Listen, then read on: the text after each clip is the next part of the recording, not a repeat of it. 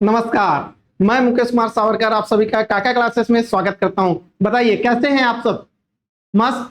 आगे की क्लासेस देखते हैं। हमने कल प्राचीन इतिहास को लगभग समाप्त कर दिया और प्राचीन इतिहास का लास्ट पढ़ रहे हैं आज हम। ये अंतिम है, इसके बाद प्राचीन इतिहास क्या हो जाएगा? समाप्त हो जाएगा। आज हम देखेंगे सिरपुर के पांडु वंश और बाण वंश के बारे में। साथ ही हम सोमवंश को भी थोड़ा सा टच जरूर करेंगे, जबकि सोमवंश बहुत सारे हैं, 3-4 जगह पे सोमवंश है। उड़ीसा के सोमवंश अलग, कांकेर के सोमवंश अलग, मैकेसनी के सोमवंश अलग, सिरपुर के सोमवंश अलग, ऐसे अलग अलग जगह। लेकिन हम मैकेसनी वाले सोमवंश को टच करके निकल लेंगे। ठीक है, आज देखते हैं हम किसके बारे में? पांडु वंश के बारे में। पांडु वंश और बाण वंश आज का मुख्य क्लासेस रहेंगी। ठीक है, पहला देखते हैं पांडु वंश के बारे में। अगर मैं पांडु वंश की बात करूं, पांडु वंश की बात करूं मैं, तो पांडु वंश का अगर परिचय, पांडु वंश का शासन क्षेत्र अगर देखें तो दक्षिण कौशल में इनका क्या रहा है? शासन रहा है। किनका? पांडु वंश का। अगर समय काल देखें तो लगभग 540 ईस्वी से लेकर 707वीं ईस्वी तक से इनका शासन रहा है।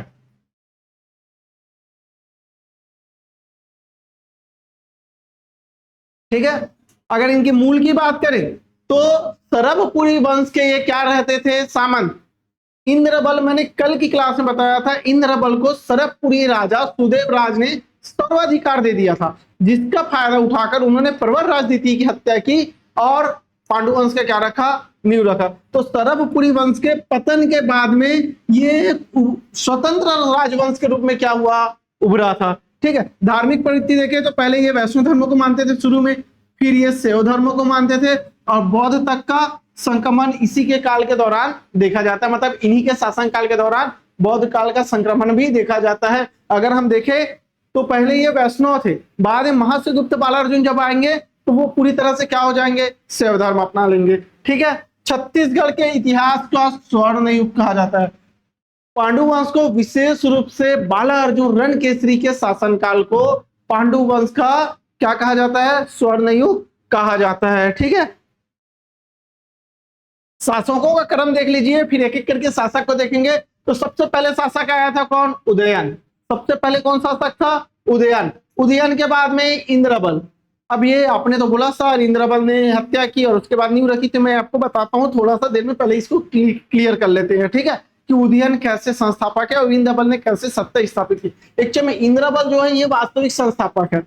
ठीक है, तो अपन देखते हैं, पहले ये देख लेते हैं। इंद्रबल के बाद गद्दी पर बैठा ईशानदेव, ईशानदेव के बाद बैठा महाशिव तिवारदेव, फिर नंदराज, चंद्रगुप्त और हर्षगुप्त। ये इनका क्या है? क्रम है। लास्ट में आएगा हमारा कौन? महाशिवगुप्त बालार्जुन रणकेसरी, जिसके शासन काल को छत्तीसगढ़ का स्वर्ण काल कहते हैं। ठीक है, अब देखिए ये जो उदयन है ये इस वंश का क्या माना जाता है? संस्थापक। और इंद्रबल है इस वंश का क्या है? वास्तविक संस्थापक है। इन्होंने ही खरोज शहर बसाया था, जिसे इंद्रबल शहर के नाम से जानते हैं, आगे मैं बताता हूं, है ना। ठीक, ईशानदेव ने क्या काम किया? ईशानदेव ने लक्ष्मणेश्वर मंदिर बनवाया था। ठीक है, और महाशिव तिवारदेव ने सकल कोसलाधिपति की उपाधि धारण की थी। तो सकल कोसलाधिपति की उपाधि किससे धारण की थी? महाशिव तिवारदेव ने उपाधि धारण की थी। नंदराज द्वितीय ये तिवारदेव के पुत्र थे और चंद्रगुप्त जो थे ये तिवारदेव के भाई थे। तो पहले गद्दी बेटे को मिली, बेटा भी मर गया तो किसको मिली गद्दी? भाई को मिलती है। ठीक है, इस भाई का बेटा था कौन? हर्षगुप्त। और हर्षगुप्त की पत्नी का नाम था रानी वासठा देवी। ये वासठा देवी कौन है? यही है जो सिरपुर का मंदिर बनाएंगे, आगे हम देखेंगे। ये हम क्या कर रहे हैं अभी, आपको सिर्फ थोड़ा सा जानकारी दे रहे हैं ताकि आगे के क्लासेस आपको क्या लगे, थोड़ा इजी लगे। क्योंकि पांडुवंश जो है छत्तीसगढ़ का सबसे प्रमुख राजवंश है। सबसे अधिक पूछा जाने वाला क्वेश्चन यहाँ से आते हैं, सबसे अधिक क्वेश्चन यहाँ से आते हैं, इसीलिए इसको थोड़ा डिटेल में पढ़ना ज्यादा जरूरी है। ठीक है, और उसके बाद कौन है? महाशिव बालार्जुन रणकेसरी इसको बोलते हैं, इसके शासनकाल को कहा जाता है स्वर्ण युग। ठीक है, तो सबसे पहले देखते हैं इंद्रबल। अब इंद्रबल से पहले आपका डाउट क्लियर कर दूं मैं, कौन? उदयन।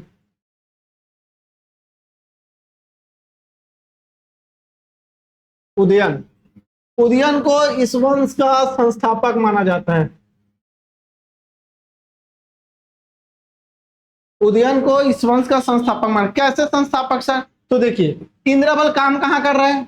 इंद्रबल कहाँ काम कर रहा है? इंद्रबल कार्य कर रहे किसके यहाँ? सरभपुरी राजाओं के यहाँ। ठीक है, उसके जो पिता थे इंद्रबल के उदयन, क्योंकि इंद्रबल को क्या मिल चुका था? सर्वाधिकारकर्ता मिल गया था सुदेवराज के शासनकाल। इसी समय किसने, उदयन ने पांडुवंश का क्या की? स्थापना की। पांडुवंश का नींव रखी कि आज से हमारा वंश अलग से चलेगा, हम शासन करेंगे, क्योंकि बेटे के पास सर्वाधिकार है, तो उसको रोकने वाला कोई नहीं। रोकता कौन? सरबपुरी वंश। लेकिन अब उसी का बेटा क्या है? शासक है, मतलब उसी का बेटा करता धरता है, तो उसको कोई रोक सकता है कि नहीं? तो उदयन ने स्थापना किया। उसके बाद एक समय बीता और सुदेवराज की क्या हो जाती है? मृत्यु हो जाती है। सुदेवराज के बाद में गद्दी पर बैठते हैं कौन? प्रवरराज द्वितीय। इंद्रबल ने मौके का फायदा उठाया, इंद्रबल की हत्या की और पूरे सरबपुरी वंश में किसकी स्थापना की?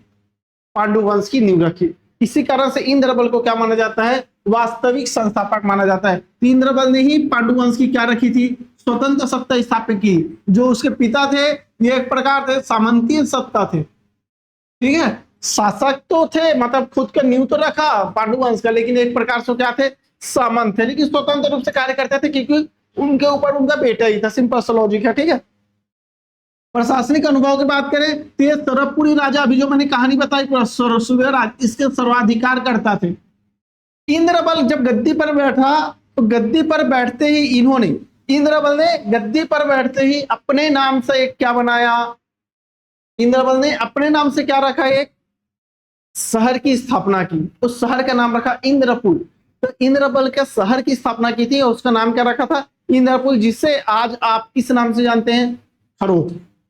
इसे ही आप किस नाम जानते हैं? खरोद। प्राचीन नाम इसका था क्या? इंद्रपुर। तो खरोद का प्राचीन नाम क्या था? इंद्रपुर था। खरोद वर्तमान में कहाँ है? जांजगीर चांपा में। खरोद के इंद्रपुर जो शहर है, इसकी स्थापना किसने की थी? इंद्रबल ने की थी। क्लियर है?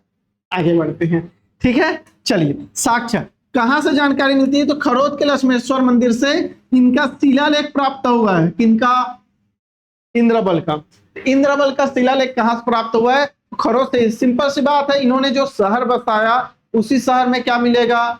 जो शहर बसाया है उसी शहर से क्या मिलेगा? इनके साक्ष्य मिलेंगे। तो इन्होंने क्या बसाया? इंद्रपुर शहर बसाया। और इंद्रपुर शहर के लक्ष्मेश्वर जो मंदिर है, खरोद में लक्ष्मेश्वर मंदिर है, जिस मंदिर में 1 लाख क्या है? छिद्र है। लाखा चौड़ मंदिर भी इसको कहा जाता है। आगे मैं इसको पढ़ाऊंगा ईशान देव के समय में, ठीक है। तो यहाँ पे प्राचीन क्या बोलते हैं उसको? इंद्रपुर जो है खरोद, यहाँ पे क्या मिला? इसके साक्ष्य मिले हैं। कौन से मंदिर में? लक्ष्मणेश्वर मंदिर में। तो खरोद के लक्ष्मणेश्वर मंदिर से इनका शिलालेख प्राप्त हुआ है। इस शिलालेख से हमें इसके बारे में ये पूरी कहानी पता चलती है जो मैंने अभी आपको बताया। क्लियर? चलिए नेक्स्ट, अगला क्या है? अगला है क्या? ईशान देव। अगला कौन है? ईशान देव। ईशान देव ने खरोद के लक्ष्मणेश्वर मंदिर का स्थापना किया था। तो जो खरोद की लक्ष्मणेश्वर मंदिर है, इसका स्थापना किसने किया? कई बार पूछा गया क्वेश्चन है, इसकी स्थापना किया था किसने? ईशान देव ने, ठीक है। अगर ये जो थे कौन? ईशान देव, ये भगवान शिव के बहुत बड़े उपासक थे। शिव के प्रति अपनी आस्था को प्रकट करने के लिए ही इन्होंने क्या बनाया था? लक्ष्मणेश्वर मंदिर बनाया था। जबकि इनसे पहले जो शासक थे वो कौन से धर्म को मानते थे? वैष्णव धर्म को मानते थे। क्योंकि ये वैष्णव होते हुए भी शिव के उपासक थे, इसलिए शिव के प्रति अपनी श्रद्धा दर्शाने के लिए इन्होंने कौन सी मंदिर बनवाया था? लक्ष्मणेश्वर मंदिर बनवाया था, ठीक है। इनके शिलालेखों में पांडुवंश की वंशावली के बारे में महत्वपूर्ण जानकारी मिलती है। मतलब इनके जो शिलालेख है, जो लक्ष्मणेश्वर मंदिर में ईशान देव का शिलालेख जो मिला है, उसमें पांडुवंश का पूरा वंशावली आपको मिल जाएगा। तो ईशान देव ने अपने से पहले राजाओं के बारे में लिखवाया, ईशान देव का नाम आया। उसके बाद जो राजा आते गए उसके नीचे एक एक करके नाम क्या करवाते गए? खुदवाते गए। तो हमें वहां पे पूरा क्या मिल जाता है? इनका वंशावली मिल जाता है, ठीक है। अगला शासक है आपका महाशिव तिवरदेव। अगला शासक कौन है? महाशिव तिवरदेव। शासनकाल की बात करें 580 से 600। इनका शासनकाल क्या है? 580 से 600। पांडुवंश का सबसे शक्तिशाली शासक जो था वो कौन था? महाशिव तिवरदेव। तो सर अभी तो बोला आपने, तो क्या बोला? महाअर्जुन, बाला अर्जुन रणकेसरी, ठीक है। ये है, क्या बोला आपने अभी? कि बाला अर्जुन रणकेसरी जो था वो क्या था? सबसे शक्तिशाली था। उसके शासनकाल को क्या माना जाता है? स्वर्ण काल माना जाता है। एकदम सही है।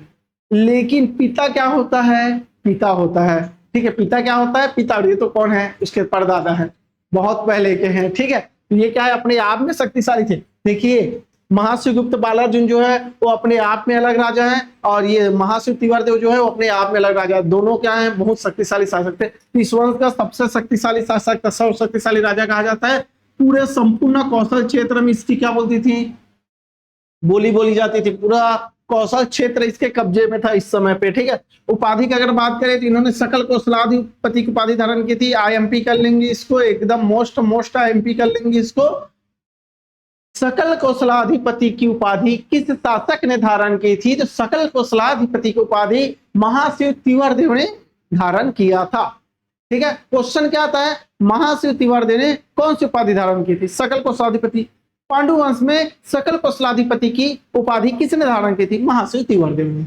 चाहे कान इधर से पकड़ो चाहे इधर से पकड़ो, आंसर क्या आएगा वही है, ठीक है। तो इस पॉइंट का रखना, घुमा घुमा के बार बार 2-3 बार इसको कई बार पूछा जा चुका है, ठीक है। इसके साम्राज्य विस्तार की बात करें तो इनका राजिम से, बालोद से और बिंदा से 3 जगह से इनका क्या मिला है? ताम्रपत्र मिले हैं। किसके? महाशिव तिवारदेव के। महाशिव तिवारदेव के कितने जगह से? 3 जगह से क्या मिले हैं? ताम्रपत्र मिले। ये परम वैष्णव थे। देखिए इनसे पहले जो थे कौन? ईशान देव, वो शिव जी के उपासक थे, और उन्होंने लक्ष्मणेश्वर मंदिर बनवाया था शिव के प्रति अपनी श्रद्धा को व्यक्त करने के लिए। लेकिन ये जो थे महाशिव तिवारदेव, ये परम वैष्णव थे, मतलब वैष्णव धर्म को बहुत अधिक मानते थे, ठीक है। इनके कार्यकाल में वैष्णव धर्म का सबसे अधिक प्रचार प्रसार हुआ था। तो शिव और विष्णु कोई अलग नहीं है, एक दूसरे की क्या है, वो प्रतिरूप है, ऐसा बोल सकते हैं। यह शिव और विष्णु एक दूसरे की ही क्या है? पूरक है। बिना विष्णु के शिव और शिव के बिना विष्णु जी की पूजा करना क्या है? व्यर्थ है। क्योंकि शिव खुद किसको अपना ईश्वर मानते हैं? विष्णु को। और विष्णु खुद किसको अपना ईश्वर मानते हैं? शिव जी को। तो दोनों अपने आप में क्या है? संपूर्ण है। तो आप चाहे विष्णु को पूजे या शिव को पूजे, आप पूज एक ही को रहे हैं, ठीक है। दोनों अपने आप में क्या है? एक है। यहाँ पे देखिए पिता किसी और को पूज रहा है तो पुत्र किसी और को पूज रहा है। पिता जो है शिव के उपासक है तो पुत्र किसके उपासक है? विष्णु के उपासक है, ठीक है। वैष्णव मतलब होता है विष्णु। आपको बताते चलूं मैं, जो विष्णु की पूजा करते हैं इन्हें कहा जाता है वैष्णव। जो शिव की पूजा करते हैं इन्हें कहा जाता है शैव। और जो शक्ति की पूजा करते हैं, माता की पूजा करते हैं, इन्हें कहा जाता है शाक्त। क्लियर है? ये 3 प्रकार से होते हैं, वैष्णव, शैव और शाक्त। वैष्णव जो रहते हैं ये नियम कानून के बहुत प्रतिबंध रहते हैं, मतलब इनके में नियम बहुत ज्यादा जरूरी है। और वैष्णव से भी ज्यादा नियम किसके में जरूरी है? शाक्त में। तो वैष्णव से ज्यादा नियम कानून किसके में रहते हैं? शाक्त में रहते हैं। वैष्णव में थोड़ा बहुत नियम की त्रुटि होती है तो चल भी जाती है, लेकिन शाक्त शक्ति की पूजा में नियम की त्रुटि बिल्कुल भी नहीं चलती है। और ये रहे कौन? शिव। कोई नियम नहीं, कोई कानून नहीं, सारे नियम कानून से परे हैं। कौन? हमारे शिव जी सारे नियम कानून से परे। आपको पहले गंगा जल चढ़ाना है, पहले गंगा जल चढ़ा दो, उसके बाद दीपक जला लो, कोई दिक्कत नहीं है। लेकिन वैष्णव की पूजा में एक पूजा पद्धति होती है, और शक्ति की पूजा में तो पूजा पद्धति का विशेष महत्व है, ठीक है। चलिए आगे बढ़ते हैं। इसके बाद शासक आया कौन? नंदराज। इसके बाद कौन शासक आया? नंदराज। नंदराज द्वितीय और चंद्रगुप्त दोनों के बारे में देख लेते हैं। तो नंदराज द्वितीय जो था ये तिवारदेव का क्या था? पुत्र था। इनको ही सत्ता मिली। अगर मैं इनका वंशावली बताऊं तो वंशावली पहले जो मैंने दिखाया था वही वाला है ना, ठीक है। और चंद्रगुप्त के बारे में अगर मैं बात करूं तो चंद्रगुप्त जो था वो तिवारदेव का क्या था? भाई था, ठीक है। ये बालार्जुन के कौन थे? दादा थे। बालार्जुन रणकेसरी के दादा थे। सिरपुर से विभिन्न शिलालेखों में इनके द्वारा किए गए दानों का उल्लेख है, दोनों के द्वारा, ठीक है। तो नंदराज कौन था?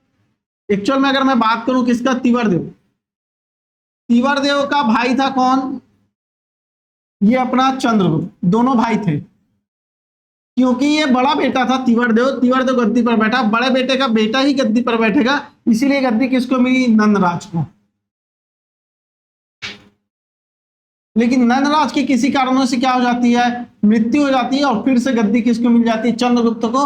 अब चंद्रगुप्त की कहानी इधर चलेगी। तो चंद्रगुप्त के बाद गद्दी पर बैठेगा उसका बेटा, उसके बेटे का नाम है हर्षगुप्त। ये चंद्रगुप्त का बेटा है कौन?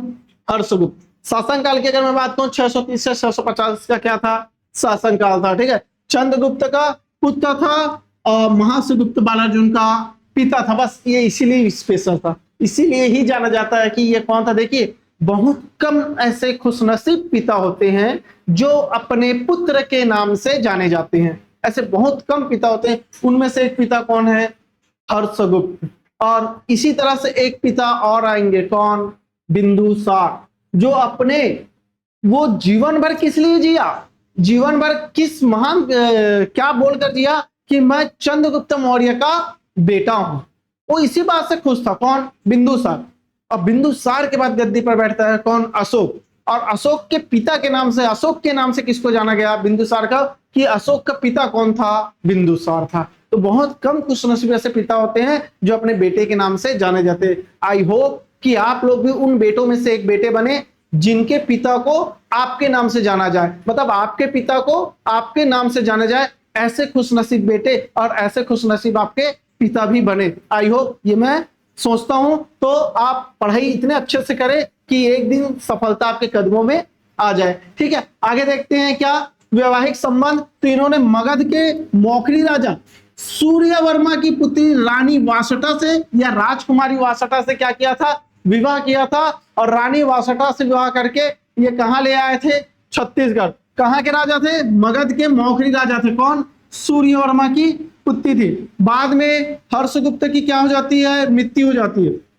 बाद में हर्षगुप्त की क्या हो जाती है, मृत्यु हो जाती है। और इनकी याद में रानी वासटा ने प्रसिद्ध मंदिर कौन सा, सिरपुर,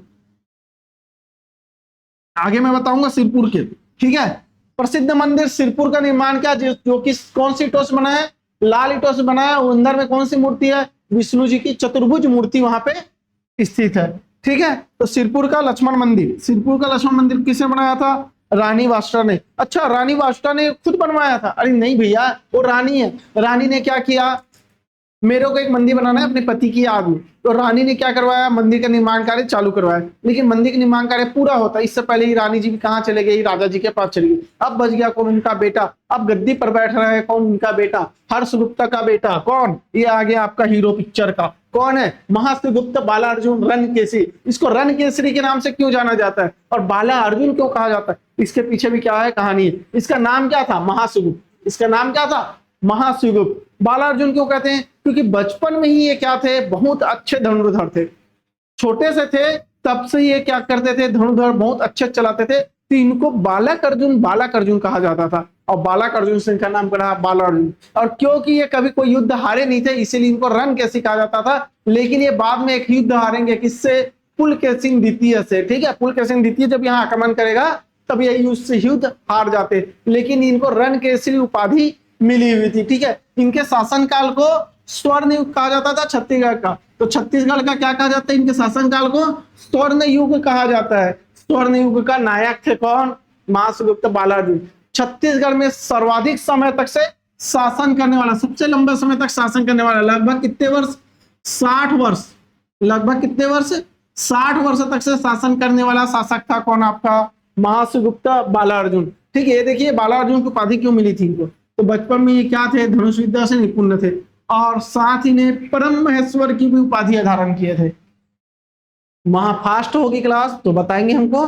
ठीक है, महासुगुप्त बालार्जुन जो है ये परम महेश्वर की भी उपाधि क्या किए थे, धारण किए थे। साथ ही बचपन से ही क्या चलाते थे, ये धनुर्धर थे, बहुत निपुण रूप से, मतलब धनुष विद्या में बहुत निपुण थे। इस कारण से इनको क्या कहा जाता था, बालक अर्जुन। और बालक अर्जुन से इनका नाम पड़ा क्या, बालार्जुन। धार्मिक सहिष्णुता की बात करें अगर, तो ये स्वयं क्या थे, शिव के उपासक थे। स्वयं किसके उपासक थे, शिव के। लेकिन ये अपने राज्य में बौद्ध धर्म, जैन धर्म और वैष्णव धर्म, इनके शासनकाल के दौरान इन धर्मों का भी क्या हुआ है, विकास हुआ है। लाइक डेट अगर मैं बात करूं तो इन्हीं के शासनकाल में, बौद्ध धर्म में इन्हीं शासनकाल के दौरान कौन आया था, वेंसांग छत्तीसगढ़ आया था। इन्हीं शासनकाल के दौरान सिरपुर का ये मंदिर बना था, लक्ष्मण मंदिर। इन्हीं के शासनकाल के दौरान क्या बना था, सिरपुर का लक्ष्मण मंदिर बना था, जो लाल ईंटों से बना है। ये मंदिर पे भगवान कौन है, लक्ष्मण मंदिर नाम है, नाम क्या है, लक्ष्मण। अंदर में मूर्ति है किसकी, विष्णु जी की। मंदिर देखिए कितना बड़ा है, विशाल मंदिर, बहुत बड़ा मंदिर है।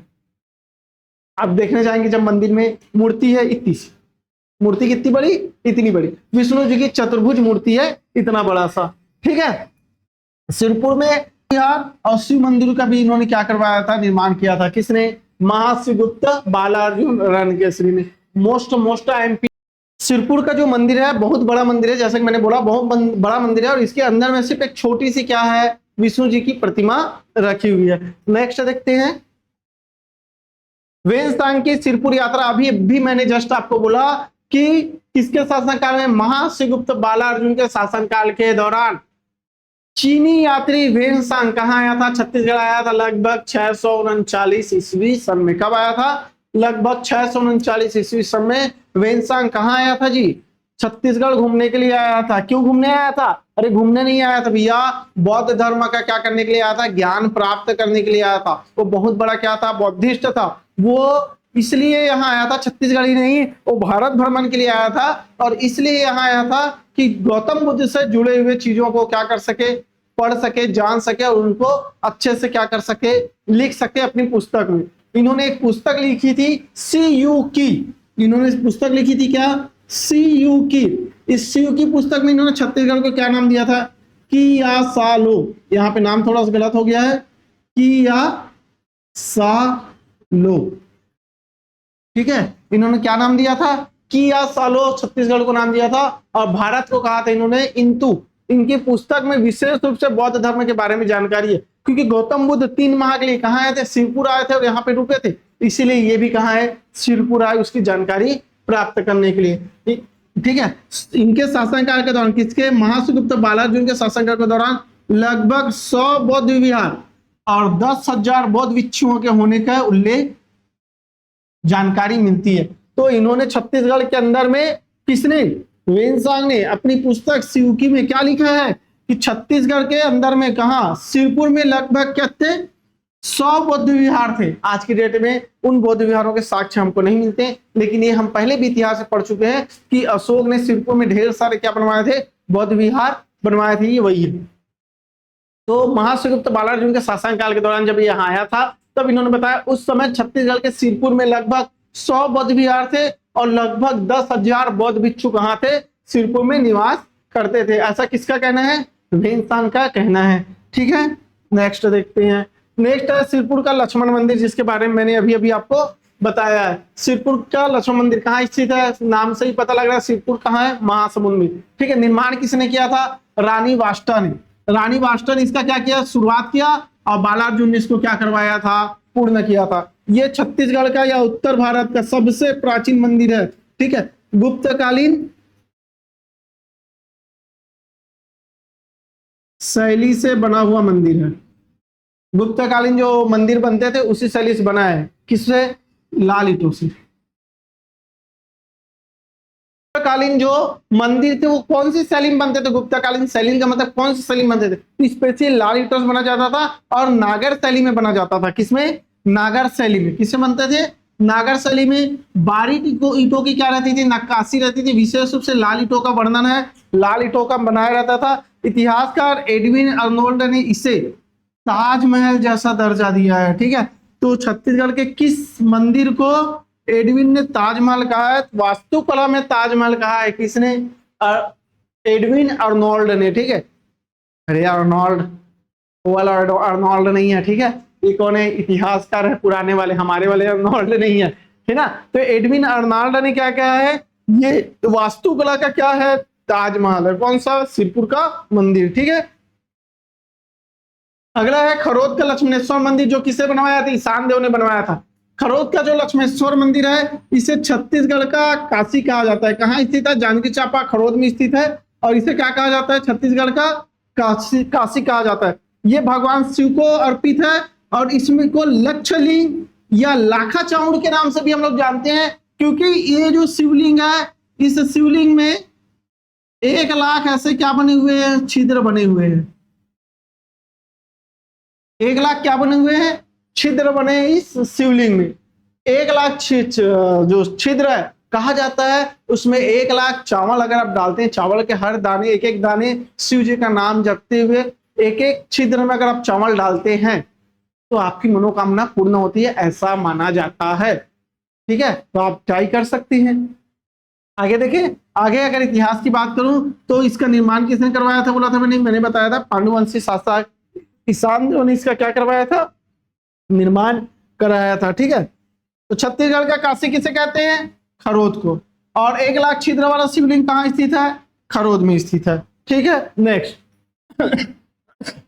पांडु वंश का पतन। इतना अच्छा, इतना प्रभावशाली वंश कैसे आप खत्म हुए, तो पतन का कारण था कौन, बाण वंश। बाण वंश और स्थानीय जनजातियों के विरोध के कारण से इनकी शक्ति क्या हो गई, कमजोर हो गई। बाण वंश कहाँ शासन करते थे, पाली में। इसके जस्ट बाद हम पढ़ेंगे किसके बारे में, बाण वंश के बारे में। ठीक है, विस्थापन की बात करें तो पांडु वंश जो है, पांडु वंश की एक शाखा कहाँ चली गई, उड़ीसा की ओर चली गई, जहां उन्होंने उड़ीसा के सोमवंश के रूप में क्या किया है, शासन किया है। तो मैंने अभी आपको बताया था कि सोमवंश जो है उड़ीसा में अलग थे, मैकर सनी में अलग है, काकेन में अलग है। तो पांडु वंश के ही क्या है, शाखा है एक प्रकार से। तो पांडु वंश और सोमवंश दोनों एक ही परिवार थे, ऐसा माना जाता है। तो पांडु वंश की ही एक शाखा कहाँ चली गई, उड़ीसा में। तो ये कौन सा आ गया, उड़ीसा के सोमवंश। अगर हम उड़ीसा का इतिहास पढ़ते तो इस सोमवंश के बारे में जरूर पढ़ते, क्योंकि हम कहाँ पढ़ रहे हैं अभी, छत्तीसगढ़ में, तो हम इसको पढ़ने की जरूरत नहीं है। अगर आप चाहें तो इसको बुक में एक रीडिंग मार सकते हैं। ठीक है, इस वंश के बाद में छत्तीसगढ़ में कलचुरी और छिंदक नाग वंशों का क्या हुआ, शासन स्थापित हो गया। बाण वंश के विरुद्ध विद्रोह के कारण से पांडु वंश समाप्त हो रहा है, लेकिन बाण वंश ज्यादा समय तक शासन नहीं कर पाएगा, बल्कि कलचुरी आकर बाण वंशियों को परास्त कर देंगे। और यहाँ पे शासन कौन करेगा, कलचुरी। कलचुरियों का इतिहास जो है सबसे लंबा इतिहास रहा है, कहाँ, छत्तीसगढ़ के अंदर में। जब हम मध्य इतिहास चालू करेंगे तो हम छत्तीसगढ़ का इतिहास में कलचुरियों के बारे में ही पढ़ेंगे। ठीक है, तो अगली क्लास में हम किसके बारे में पढ़ेंगे, मध्यकाल में इन्हीं के बारे में पढ़ेंगे। अभी देखते हैं मैकल के सोमवंश। मैकल के सोमवंश की अगर मैं बात करूं तो इनका शासन जो था, ये अमरकंटक और मैकल पर्वत श्रेणी के आसपास में रहते थे। प्रमुख शासक की बात करूं तो जयबल, वत्सबल, नागबल, भरतबल और सूरबल, ये इस वंश के प्रमुख शासक थे। कौन कौन, जयबल, वत्सबल, नागबल, भरतबल और सूरबल। ठीक है, साक्ष्य की बात करूं तो सूरबल का एक बमनी ताम्रपत्र मिला है अमरकंटक के पास से। अमरकंटक के पास से किसका, सूरबल का बमनी ताम्रपत्र मिला है। इसी में इन राजाओं का भी क्या है, उल्लेख है। ठीक है, भरतबल का जो क्या था, पुत्र था। ये सूरबल जो था कौन था, भरतबल का पुत्र था, और इन्होंने महाराज की उपाधि धारण की है, ऐसा माना जाता है। क्लियर है, ठीक। नेक्स्ट है हमारा कौन, बाणवंश। अभी अभी मैंने जिसके बारे में अधिकाधिक जानकारी आपको दे दी बाणवंश के बारे में। बाणवंश का अगर शासनकाल को बताऊं तो 9वीं शताब्दी के अंतर्गत बाणवंश छत्तीसगढ़ में शासन करते थे। इनकी जो राजधानी थी कोरबा का पाली में था। कहाँ थे, कोरबा के पाली में इनका शासन थे। ये इनके जो बाणवंश के संस्थापक की बात करो तो बाणवंश के संस्थापक थे महामंडलेश्वर मल्लदेव। क्या नाम थी इनका, महामंडलेश्वर मल्लदेव। ये मूल रूप से कहाँ के थे, तो मूल रूप से ये आंध्र प्रदेश से आए थे। छत्तीसगढ़ कहाँ से आए थे, ये आंध्र प्रदेश से। तो एक प्रकार से कहाँ के थे, आंध्र प्रदेश से थे, जो छत्तीसगढ़ में शासन करने के लिए आए थे। और कोरबा के पाली को अपनी राजधानी बनाया। इसके स्थापना को कौन किया था, महामंडलेश्वर मल्लदेव। संस्थापक कौन थे इसके, महामंडलेश्वर मल्लदेव। ठीक है, पाली वंश का सबसे प्रसिद्ध और सबसे शक्तिशाली शासक की अगर मैं बात करूं तो सबसे प्रसिद्ध और सबसे शक्तिशाली शासक वो हुआ विक्रमादित्य। गुप्त वंश वाला विक्रमादित्य याद आ रहा है, वो अलग है भैया, है ना। गुप्त वंश में विक्रमादित्य हुआ वो अलग है, ये विक्रमादित्य अलग है। और राजपूत काल के दौरान एक विक्रमादित्य और आता है, जिसका विक्रम संवत आज की डेट में आप क्या कर रहे हैं, कैलेंडर के रूप में देखते हैं। विक्रम संवत ही देखते हैं ना कैलेंडर में। देखिए, एक आया था शक संवत, फिर आया था गुप्त संवत। ये दोनों का हम उतना नहीं देखते, जबकि गुप्त संवत ही हिंदू धर्म की शुरुआत है, उस समय पे वही है। अरे अभी वाले हिंदू की बात करो, हिंदू धर्म तो सनातन है ना। ठीक है, कई पहले से हिंदू धर्म जो है किसी के द्वारा चलाया गया नहीं है, कोई प्रवर्तक नहीं है हिंदू धर्म के। हिंदू धर्म का मतलब क्या होता है, धर्म का मतलब होता है धारण करना। धर्म का क्या मतलब होता है, धारण करना। धारण करने का मतलब है क्या, जो हमारी जीवन शैली में चल रही है, जो कहाँ चल रही है हमारी जीवन से, जिसको हम जी रहे हैं, वही क्या है, धर्म है। ठीक है, तो बाकी सब क्या है, पंथ है।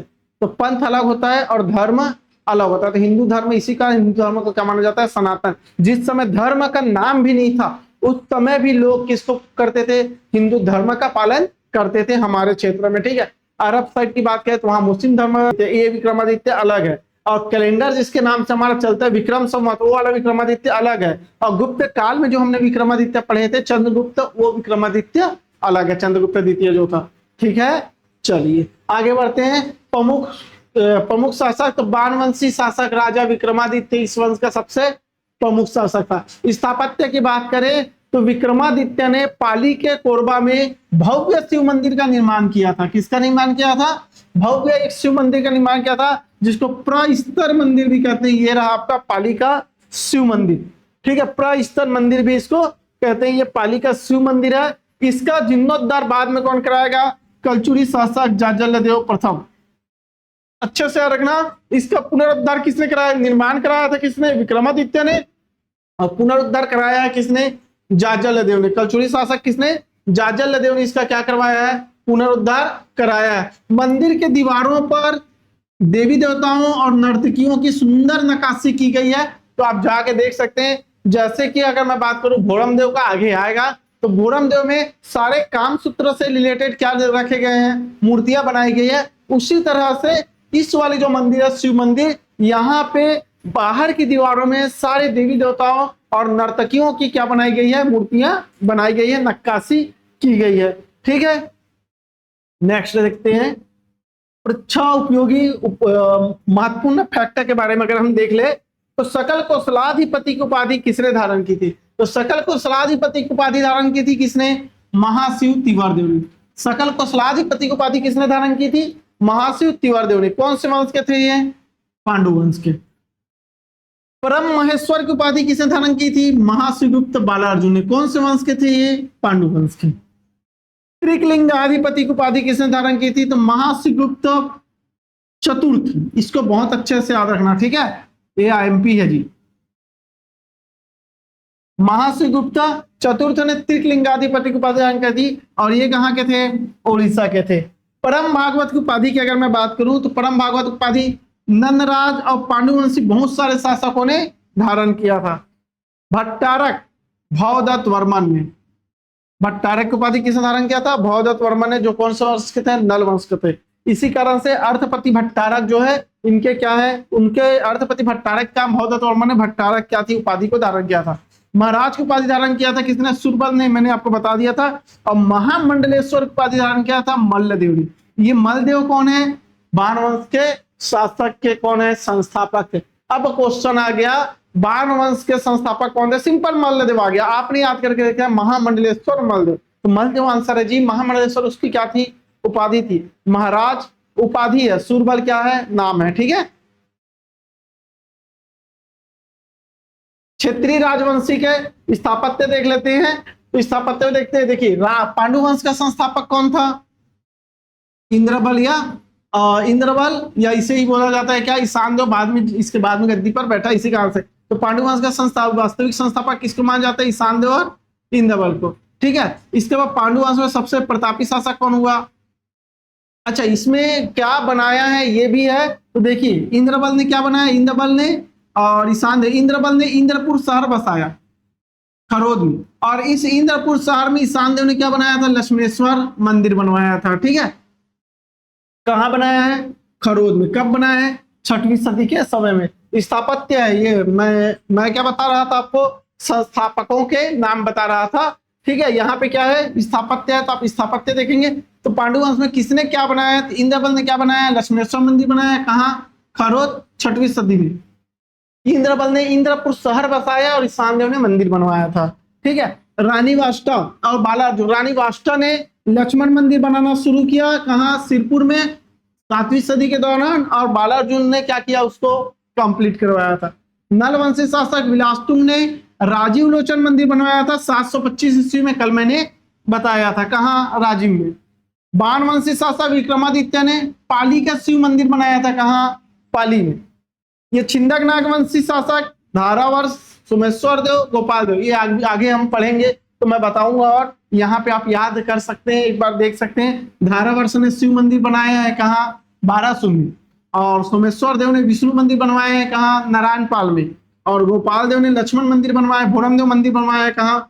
चौरा ग्राम कवर्धा में। ये अभी आपको समझ में नहीं आ रहा होगा, लेकिन ये आगे की क्लास में हम पढ़ेंगे। तो ये अभी एक साथ चार्ट है छत्तीसगढ़ में किसने क्या बनवाया था, वो चार्ट है, ठीक है।